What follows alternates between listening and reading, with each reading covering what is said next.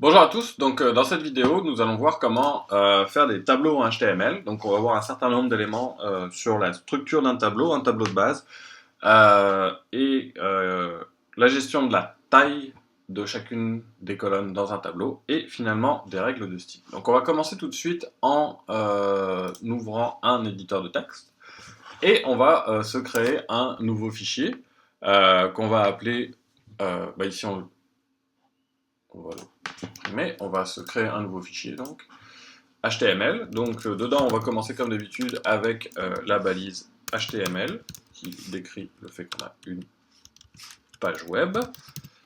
Ensuite, on a la balise d'entête et notre body, dans lequel on va mettre le contenu de la page.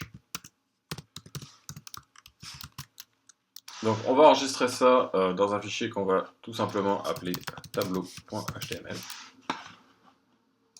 Ici, et on va tout de suite aller prendre ce fichier et l'ouvrir dans un navigateur. Donc on voit ici qu'initialement il n'y a rien, parce qu'on n'a rien mis. Alors comment on fait pour créer un tableau? Ça va être tout simplement avec la balise table. Donc on va commencer notre tableau ici et le finir ici. Et dans un tableau, ce qu'on a le droit de mettre, c'est des lignes. Alors, ligne, c'est la balise TR pour Table Row. Row, ça veut dire ligne en anglais. Et dans une ligne, on va avoir le droit de mettre des cellules. Donc les cellules, c'est des TD pour Table Data. Et on va tout simplement avoir une cellule comme ceci.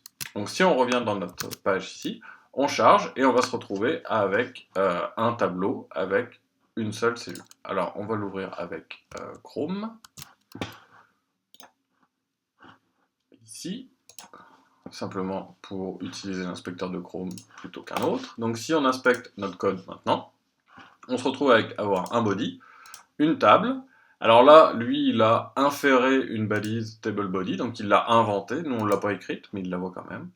On voit notre table row ici et notre table data avec une seule cellule dedans. Donc, ce qu'on va commencer par faire, c'est évidemment rajouter un certain nombre d'autres cellules. Alors, on va les numéroter pour pouvoir savoir où elles se trouvent.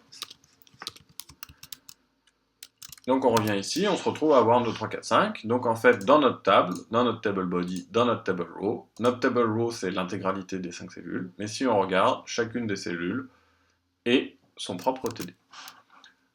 Alors évidemment, on peut se demander qu'est-ce qui se passe pour avoir plusieurs lignes. On va tout simplement créer une nouvelle row et y ajouter des éléments.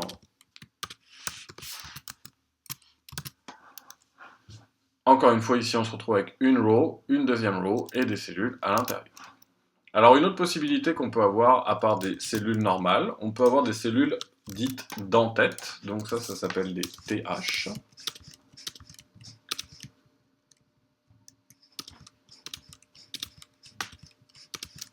Voilà, donc on va les appeler A, B, C, D et E.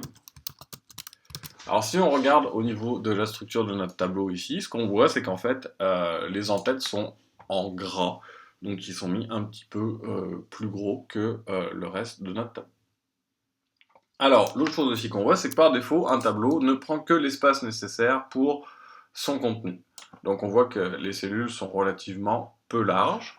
Alors pour mieux visualiser les cellules, on va rajouter des règles de style au niveau de notre tableau. Donc par exemple ici, on va dire que toutes les cellules de type TD, on va leur mettre un background en une couleur CDE et on va leur mettre une couleur en red. Donc ça va mettre le texte en rouge et faire une espèce de petite couleur de fond ici bleue. Donc là maintenant on voit bien nos cellules qui existent, on se rend compte que la colonne où il y a 10 est plus large que les autres. En fait, notre tableau va avoir exactement les cellules qui correspondent à la largeur du texte. Donc par exemple, si on remplaçait ici B par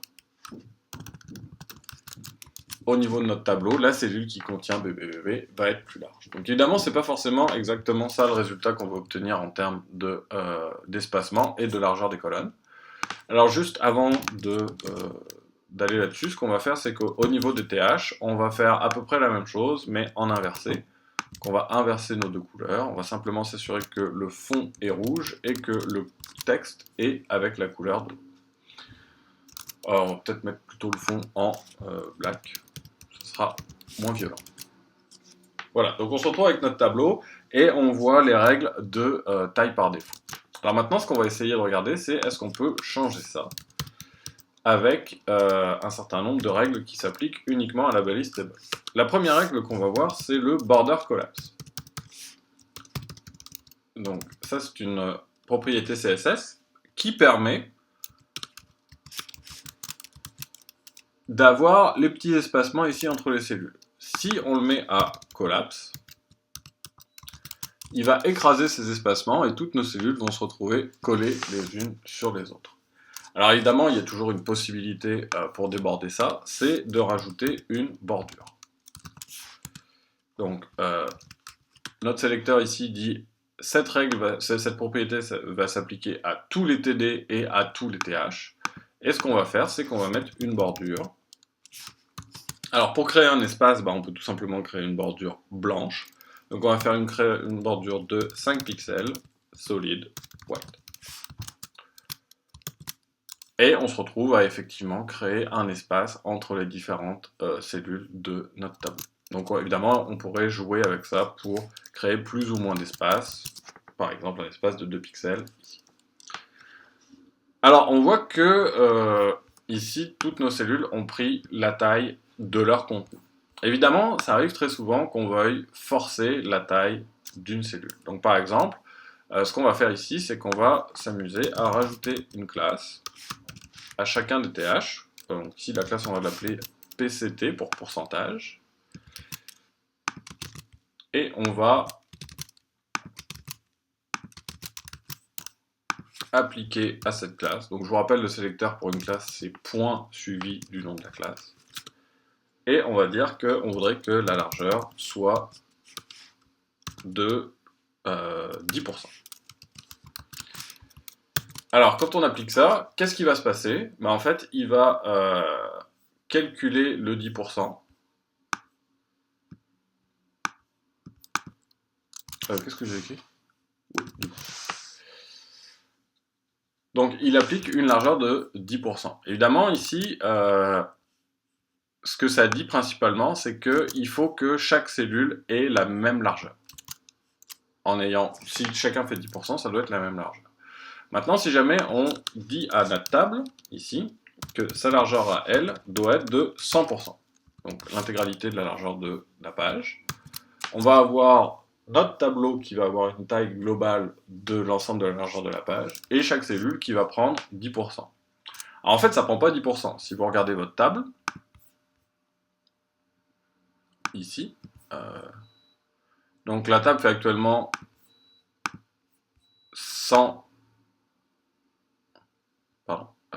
1000 pixels ici. Et si on regarde chaque élément, donc par exemple un TH ici, il fait 196 pixels, plus 3 pixels à gauche et à droite ici. Donc ça nous fait 202 pixels.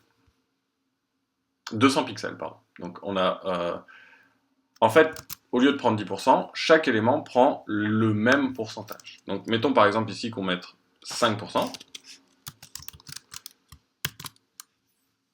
On va se retrouver avec un résultat légèrement différent. Si jamais on met 20%, on se retrouve avec le même résultat. Si jamais on donne ici 40%, et là le résultat est complètement différent. Alors qu'est-ce qui se passe au niveau du calcul? En fait, il va essayer de donner 40% de la largeur totale à A, ensuite à B, et puis quand il va arriver ici, il va se rendre compte qu'il faut absolument que C, D et E existent.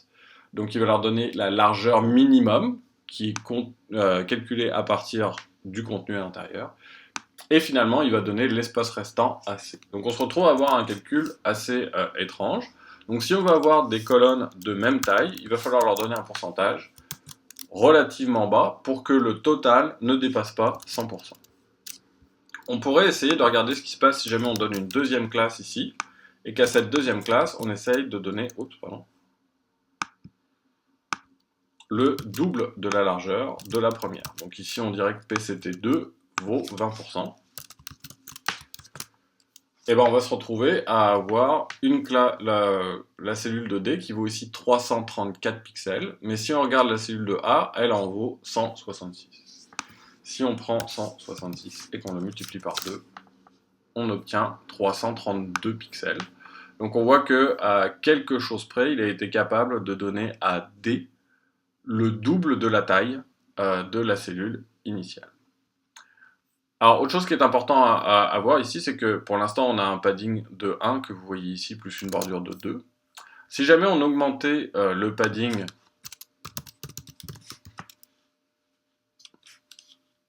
sur nos cellules et nos TH, donc mettons par exemple ici qu'on mette un padding de 10 pixels, on va se rendre compte que la taille de l'élément a changé, mais par contre, les tailles de l'ensemble, donc de la largeur totale de la colonne, qui était ici de 166, va être la même pour la colonne. Donc le padding va resserrer le contenu à l'intérieur de la colonne, mais il ne va pas changer la largeur de la colonne. Donc une fois qu'on a fait ça, quelques autres règles de style qui peuvent être intéressantes. Ici, on a rajouté une bordure de 2 pixels autour de chacune de nos cellules. On pourrait s'arranger pour que cette bordure soit arrondie. Donc, par exemple, en mettant un border radius de 20 pixels. L'effet de la bordure arrondie, ça va être simplement que le bord est rond, et donc il va se retrouver à avoir cet effet d'arrondi. Donc souvent on va mettre une valeur de 10 pixels, et puis si jamais vous mettez une bordure d'à peu près la même taille, on va se retrouver à ne plus voir l'arrondi. Donc il faut que le border radius soit plus grand. Ici on voit un léger arrondi, plus grand que la bordure. Ici si jamais je vous mettais une bordure de 5 pixels, on verrait une espèce d'arrondi qui est en même temps un peu coupé. Donc c'est une possibilité ici.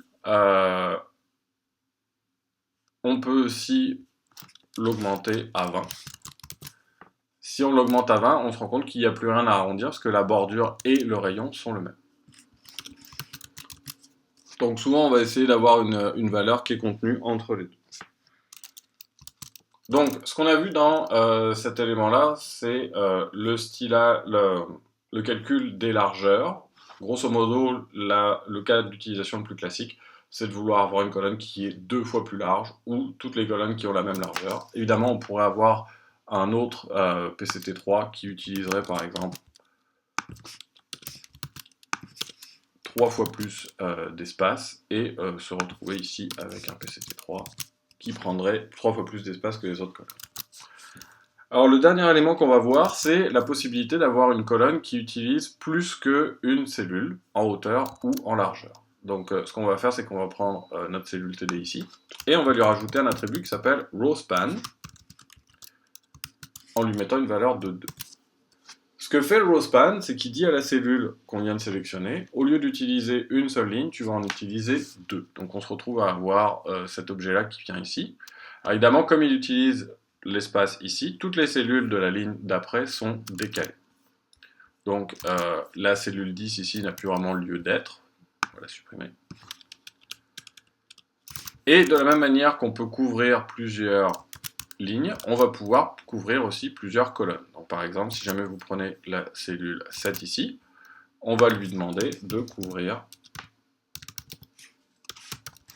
Oups, pardon. Je vais y arriver. 2 colonnes au lieu de 2 lignes. Donc encore une fois, à partir du moment où la cellule couvre 2 colonnes, on va se retrouver à avoir moins besoin de cellules, et on va se retrouver à perdre la cellule du tout. Voilà, donc dans cette vidéo, on a vu comment fonctionnait un tableau HTML, la structure de base, qui est une table qui contient des lignes, qui contient des cellules, qui peuvent être soit de type normal, soit de type header. On a vu comment étaient calculées les largeurs des colonnes, si jamais on les fixait en pourcentage, ou